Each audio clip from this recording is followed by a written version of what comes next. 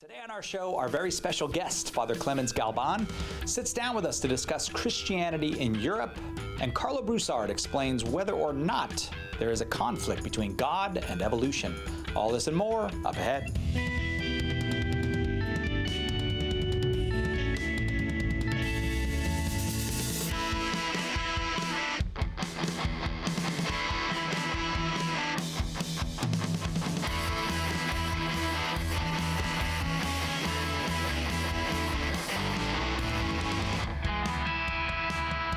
Father Clemens, you and I were talking about before the show, countries like Poland, for example, of course, which had its duel with communism, is one of the places where. So how do we explain a lack of faith in the Czech Republic and a vibrancy of faith in a country like Poland? Well, it's difficult. There are a lot of factors that are involved in that. But I mean, one thing's clear is that the Polish Church was always definitively the spokesperson for the people, the Polish people, even in the face of an atheistic regime. The solidarity of the church with the common Polish worker, the common Polish man or woman, was absolute, and they were seen by the people as their actual representatives, and that the regime itself was, although governed by Poles, it was an alien regime. So you did not also, I mean, so the communist regime had to make deals with the Polish bishops. In the Czech Republic, it was much more brutal. It was one of the most brutal repressions of the faith in Eastern Europe, and they just simply went through it like a hot knife through butter. Sure. And now, of course, Poland, we look at very much as, an example of vibrancy of the faith as compared to the rest of Europe. They have something of a birth rate there, but to be a Christian in Poland now, or to be a Catholic in Poland, you're coming under a lot of cultural and political fire. Is that fair to say? I think it's in Poland. I'd say that it depends what part of Poland too. The north by Warsaw is more secular, certainly, but the south is almost just anyone. When you come from anywhere else in Europe and you go to southern Poland, Krakow, for instance, and the diocese in the south, you don't recognize life because the faith is so vigorously practiced. Churches are full all the time. Turn the lights on, they show up. I mean, it's dramatic, the participation of the faithful in southern Poland. And apparently that is not the way everywhere. And of course, there are forces at work which certainly want to knock the church off of its pedestal, shall we say. So one of these forces, Father Hugh Barbour, as you know, I like to listen to the BBC from time to time, and there are there's a I've forgotten the name of them, but there is an overtly Christian political party in Poland right now, right? Yeah. I've forgotten what they're called. There's one large one, and then there's a second smaller one. I can't remember the name. Right, and both of these come under fire from the broader European media. Oh yeah, the EU type media, certainly. Right. They don't like any of this Catholic stuff. No. Not in the least. My third son was in Krakow for a few days when he was studying in Rome last semester, John Paul, and he fell in love with the place. He says, "I want to move there," but I think it was probably the beer and the sausage. He said sausage and beer is very inexpensive. Yes, well, in Krakow. Yes, yeah. Let's see if we can get a question in here before the break. Can we go to Tim in Denver, listening on 1060 AM? Tim, welcome to Catholic Answers Live. Thank you. How are you guys doing today? We're doing great. Glad to have you on the show. Thanks. Good. Well, thanks for taking my question. My question is this: how would you compare the church in Europe today to the church in the United States? Okay. Well, I think you've asked the question for the rest of the hour there. Yes. Yeah. Father Clemens? Well, I think it's very difficult to compare the two, but you have a very vigorous church in the United States still. The Church in the United States, of course, has a very different history. It's only a couple of hundred years old, shall we say. And it has found its place in American society. And we also see, as it found its place, that there is a cooling of zeal among its members very often. Europe, you have the church plays a different role in many ways. There is still active faith the way we would understand it. People who really are gung-ho for the faith who want it. But in the broader sense of the society, it's as much a cohesive social force, which is not particularly bonded to Jesus Christ and the belief in Jesus Christ. There's a belief in the importance of the church and its role in, say, Austrian society. But I'm glad the church is there as a Catholic in Austria, but I don't really want to go aside from Christmas and Easter and make sure my kid gets baptized and confirmed, hopefully. But, if that doesn't work out, then that doesn't work out. They would still want, though, the church to have a role in some sense, because it's just part of the essential identity of the country. So there's a kind of a cultural unity or a cultural glue that the church influences or brings to bear on daily life in Europe that in one sense really doesn't exist. Like for example, the calendar in Europe will still have religious festivals on it.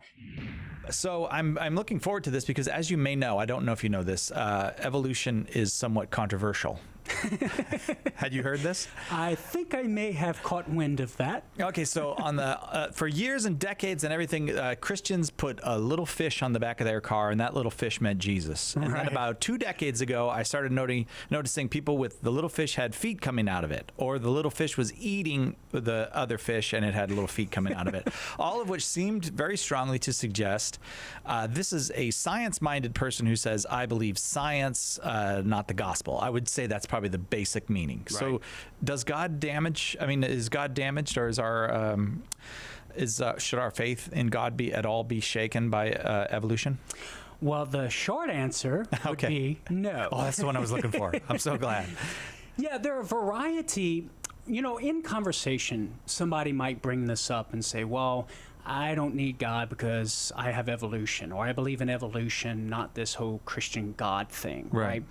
Well, that's so vague, right? We have to respond with simply a question and ask, well, how is it that evolution somehow proves that God doesn't exist, or at least eliminates the need for God in explaining things? So in other words, why is it that you think you ought to believe evolution over and above God? What is it about evolution that you think excludes God to where you can't have both but must make a choice either or? So you looked into it, and there are actual arguments. Yes, there are. So here's why evolution eliminates Yeah, so God. once we ask that question, then there are a series of reasons that one could give why they think evolution and belief in God are incompatible.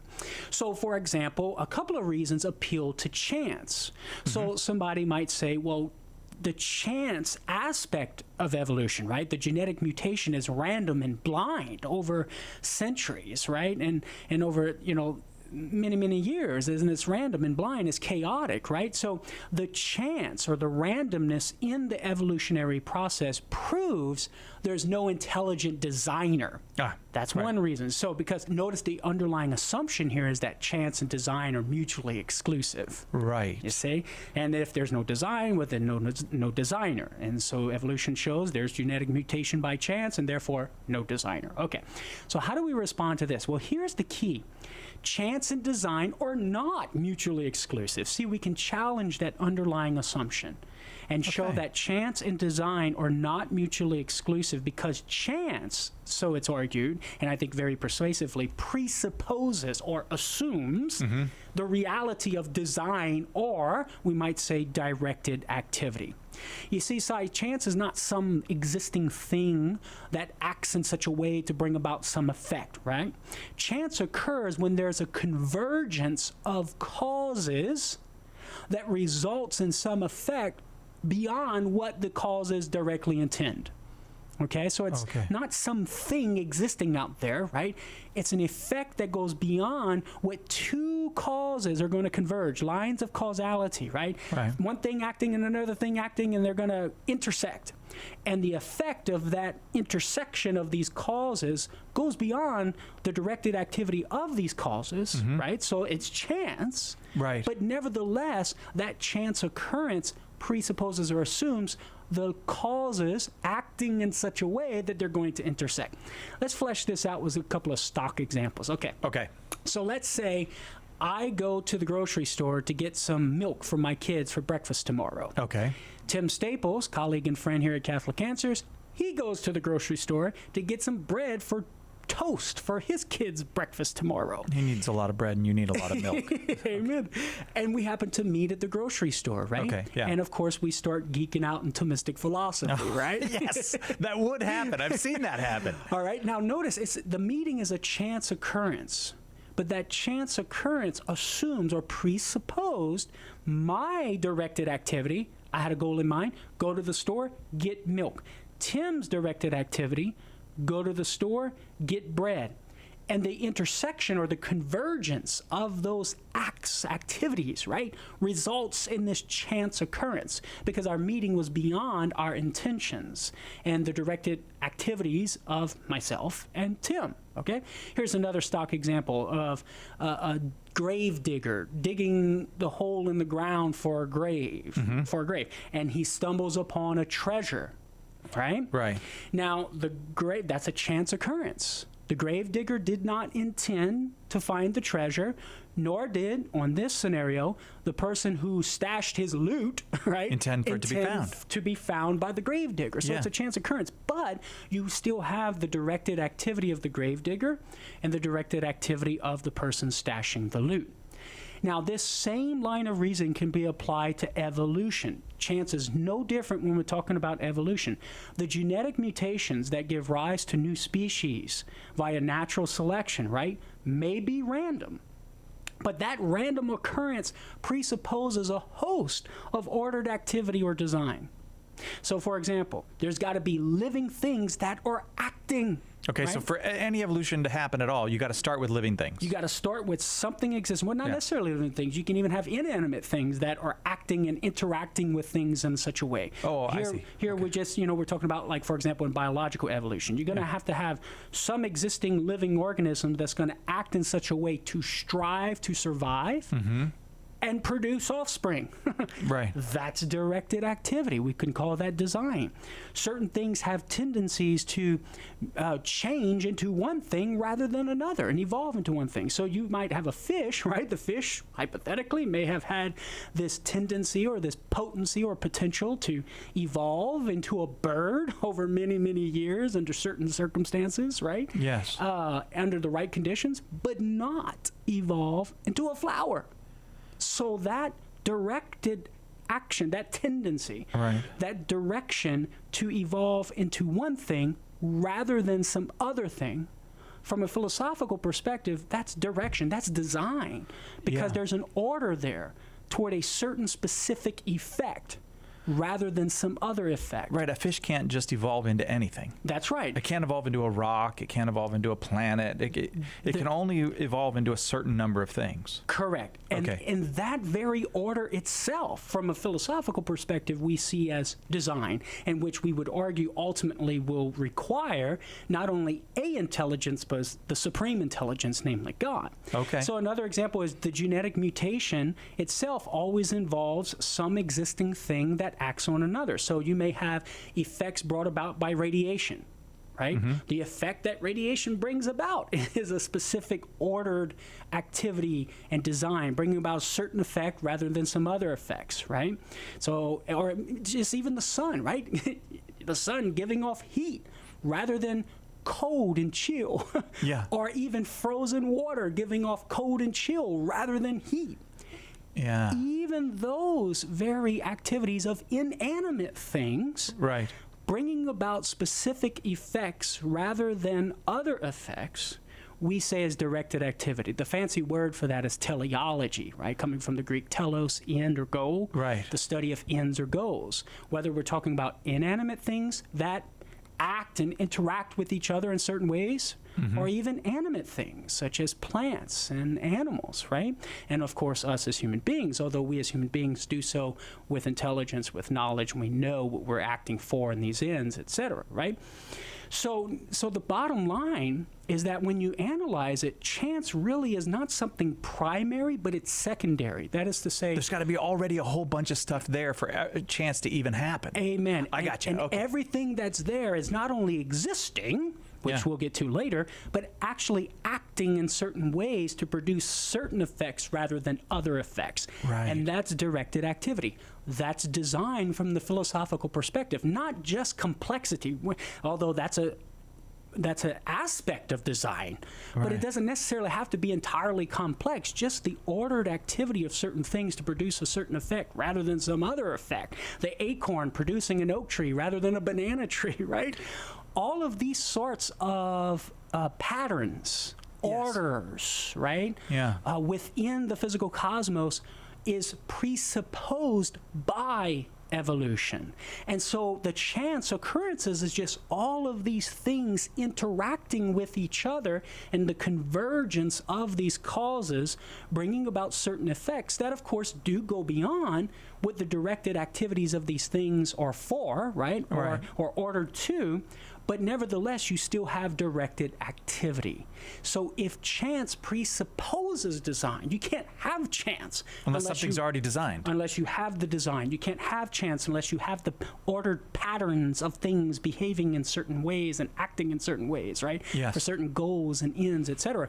Well, if that's the case, well then surely chance can't be a reason to reject God, because those ordered activities that chance presupposes, well, that's the very starting point for reasoning to God's existence, such as in Aquinas' fifth way. So that kind of got turned around. I mean, we started with you can't have chance and design, but you ended with, and quite convincingly, chance only can happen in a system or in a With design. where design has already. That's right. Yeah. All right. But yeah, I mean, if sexuality is a gift from God, and homosexuality is a sexuality, which we haven't decided yet. But if it is, then how can that be directed, toward God in a proper way without just saying you ignore it or you treat it as a disorder? Right. It's great question. Series of questions. First of all, sexuality in the Catechism there, 2332 and elsewhere, refers to that fundamental truth that I expressed before and you mentioned at the outset: male and female, he created them. So we are male or female. That's how God created us. So our sexuality is rooted in biology and God's will creating us as such. And so it's out of that sexuality, male or female, that everything flows. And yes, it affects all aspects of the human person. Now, in answer to the second question, when you say, is homosexuality a sexuality? It is not in the context of the Catechism, paragraph 2332. It is an objective disorder. And I want to pause for a moment to mention that there are all sorts of disorders, disordered affections we all have. Some are more pronounced in different people. I, as a man who is married, I wish I could tell you that all of my impulses were only and always toward my wife. But no, being in a fallen state, we will have impulses, thoughts, because of our various disorders, toward things and people that are not good for us. And so what we do, and I'm going to back up here a little bit for you, Luca, being a graduate student. And I believe one of the real root problems started, and we talked about this, Cy, last week.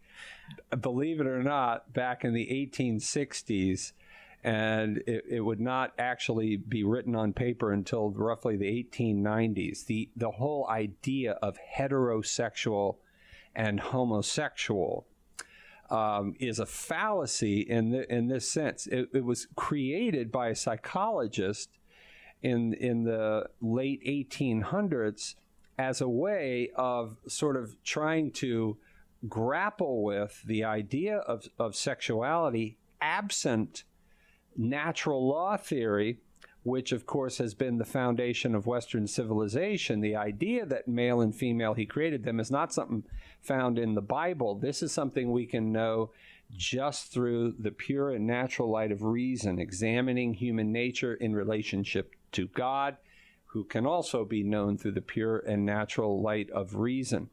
What happened, however, instead of understanding sexuality in the context of male and female, I am a male, Luca, and so as a male, I must act in accordance with my nature as a male, and a female the same way, so that if I have impulses, whatever they are, if somebody has an impulse toward any sort of deviant behavior, from attraction to children, same sex, a woman that's not his spouse, whatever the disorder is, we begin with, I am a man and I am called to act like a man.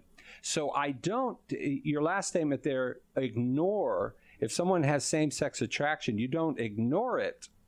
You're called to grapple with it, overcome it, and live a chaste life, because it's it's simply an unacceptable expression of love, because it's actually not love, it's a disordered desire.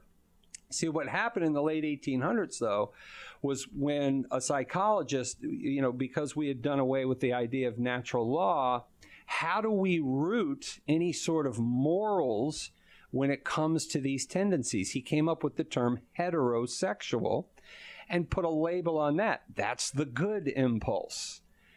Homosexual was, the impulse towards same sex, and that's the bad impulse. But the problem was that once you reduce our sexual inclinations to such a degree that an impulse defines it, well, then you've lost everything morally, because we have all sorts of impulses, and not one is any better than another. So if someone could argue, I have an impulse toward a child. Why is that any worse than this? Or let's say a 42-year-old father has an impulse toward his 21-year-old daughter, or a 14-year-old with a 35-year-old has an impulse for a 16-year-old. You name the impulse.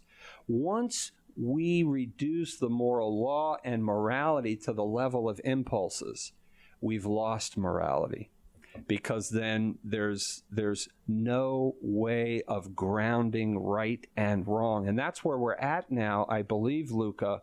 We've reached we're approaching, I think, the end of the line. We've been reduced to absurdity here, because today, any impulse, if someone says, you know what, I feel like I should be a woman, or I am a woman, we've been reduced to such a level now that we'll actually mutilate their bodies because of an impulse that they have. We have to respect their impulse. We have to, if they believe they're a woman, okay, well then, by golly, they're a woman, in spite of what nature says, in spite of what biology says, and ultimately the God of nature says. So that sexuality must be rooted in, and that's why I said that before, Luca, in male and female, he created them. Once you understand that, you're rooted and grounded in reality. And so that when these impulses come, which we all have, Luca, all of us have disordered passions, impulses. If I acted on all my impulses, I'd be in prison right now. They would have thrown away the key a long time ago. But we have to order our passions in accordance with right reason and act in accordance with our natures, rooted in male and female. Does that kind of get at it there for you, Luca? Yeah, that's very good. That was very helpful. Thank you so much. Okay, God bless you. Thank you, Luca. Thank you so much for that call. I think I might just be really fat. Well, what you have to do is just decide you're not. Oh, yeah. Identify as thin. Just identify as thin. Tim, you make everything so easy. I appreciate that. I've done time in prison, and I've been really struggling with, can everyone truly be saved even if they've done horrible things but, like, regret it? Like, what does the church, like, I keep reading over and over again the part where, like, some people's hearts are turned to stone and there's just no going back. I mean... The reason that people's hearts are turned to stone is because they turn them to stone. God is always willing to forgive anybody who turns to him. The Catechism of the Catholic Church says there's no sin, no matter how bad, that the church can't forgive if the person repents. And so everybody can have confidence that if they repent of whatever they've done, God will forgive them. God's mercy is infinite in the sense that it's capable of covering every single sin. The only time people end up not being forgiven is if they don't repent and seek forgiveness. If they're just closed off in themselves, which is another way of saying if they have closed themselves off to God's love and forgiveness, then God's going to respect their choice. But God is always willing to take people back no matter what they've done. This is the point of the parable of the prodigal son, where you have a genuine son of the father who leaves the family, goes off and leads a life of gross sin, and then comes back to the father and is welcomed back. And God's willing to do that for all of us, no matter what we've done, as long as we repent. And when you read about people's hearts being hardened, it's because they hardened them, and God is simply respecting their choice to be hard. Mark, does that help you? Yes, it does. Thank you so much. Okay. Sure thing. God bless you, Mark. Thank you very much for the call. Thanks for watching Catholic Answers. Join us on our live radio broadcast every weekday from 3 to 5 Pacific and 6 to 8 Eastern on EWTN Radio or the EWTN app. Find more videos and live streams on our YouTube channel at youtube.com/CatholicCom, or find us on Facebook simply by searching Catholic Answers. Jesus Christ is the light of the nations, and we'll see you next week on Catholic Answers.